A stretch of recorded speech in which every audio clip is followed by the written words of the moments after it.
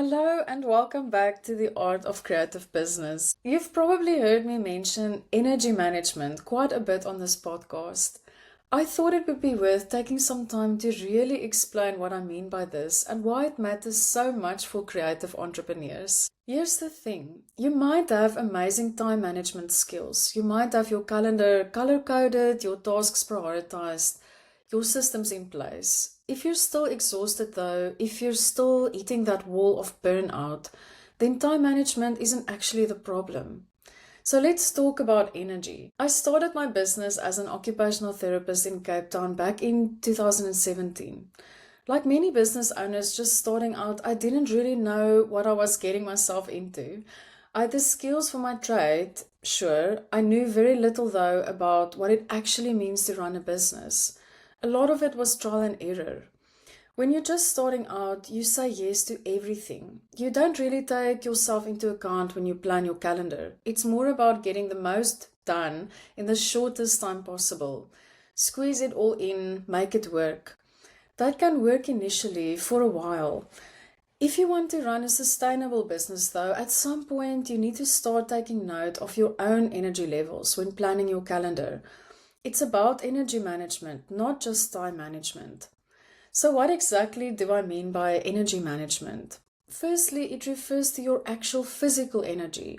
How do you feel in the morning when you wake up? When in your day do you typically feel most energized?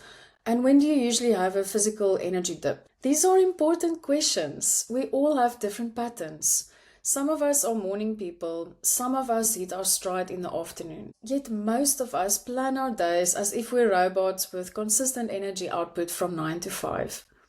Energy management also relates to your emotional and cognitive energy. Are you full of new ideas, or does your thinking feel slow and sluggish? Do you feel hopeful about the future? Are you able to focus deeply, or is your attention scattered? And then there's the spiritual aspect.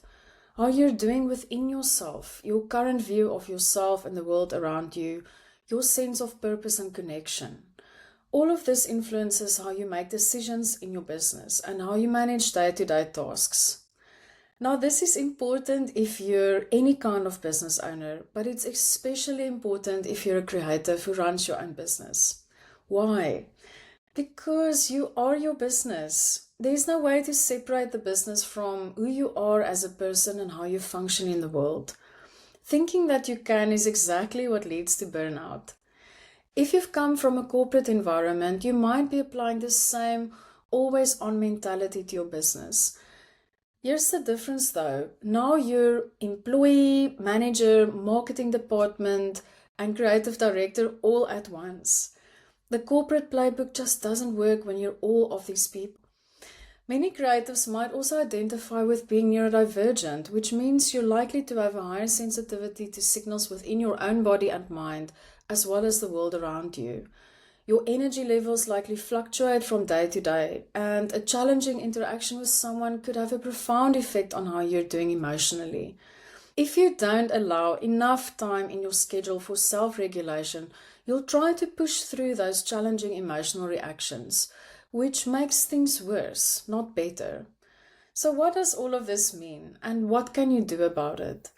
It's worth paying attention to how your energy, your emotional, cognitive, and physical energy impacts the way you function and work.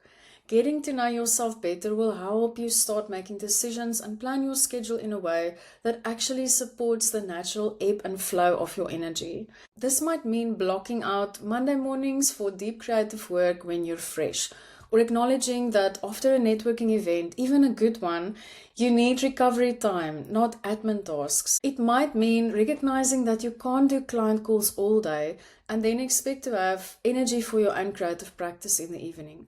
Or understanding that certain tasks drain you more than others, and then planning accordingly. Imagine planning your week around your actual energy patterns rather than fighting against them. Imagine knowing which tasks to tackle when and giving yourself permission to honor your natural rhythms. That's what I'll exploring in my energy mapping workshop.